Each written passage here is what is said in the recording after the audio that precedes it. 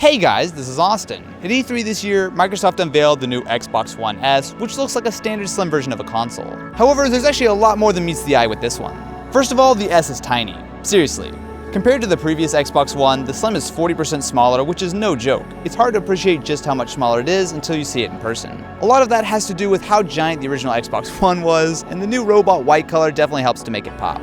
The overall design still looks fairly similar. It's split down the middle with the optical drive on the left and the vent for cooling on the right side. It has a new dimpled finish, which is interesting, I guess. It's still not the most beautiful piece of hardware design, but it is a step forward. They've also moved a USB port up front for easy access, along with the sync button and a new IR blaster, which was previously part of the Kinect. Speaking of the Kinect, it's pretty clear that it's on the way out. Take a look around back, and there's no Kinect port to be found. Microsoft will be selling a Kinect adapter, which will be available for free if you already own an Xbox One with Kinect, but it looks pretty goofy. Otherwise though, the ports are similar. You still have both HDMI in and out, which is appreciated, along with 2 more USB 3.0 ports for a total of 3, IR out, optical audio, and Ethernet. What you won't find is a giant power brick. Like the PS4, the power supply is now internal, which means you just need a single cable to power the Xbox One S, which is absolutely a welcome change. There's also now the option for a vertical stand, but arguably the bigger news are the internal upgrades. While usually slim models are about making a smaller and cheaper console, the S is actually slightly more powerful. Newer games like Forza Horizon 3 now support HDR displays, which will allow for wider dynamic range, a feature found especially on newer high-end TVs, and it also can now support 4K.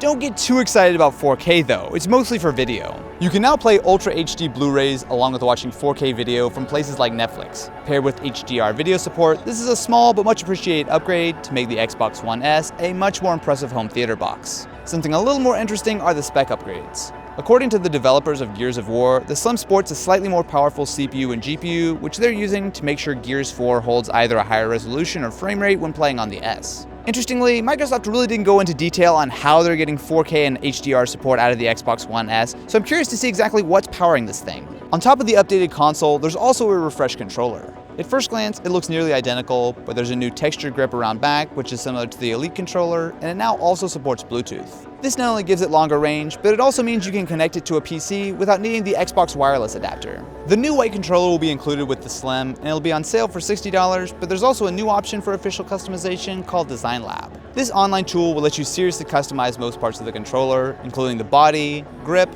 buttons, and sticks. This is legitimately cool, and you can even engrave something on the controller. Design Lab is already live, and they'll be shipping in September for $80 for a normal controller, and $90 if you want the engraving. Speaking of, the Xbox One S will be on sale in August, starting at $299. That will get you a 500GB console, but you can also upgrade to a terabyte for $350 or a 2TB hard drive for $400, and the pre-orders are live, and I'll have a link in the description. When it comes to a slim console refresh, I've got to say it's nice to see more features and better performance instead of just a cheaper, more stripped-down console. So what do you guys think about the Xbox One S? Let me know in the comments below, and I will catch you in the next one.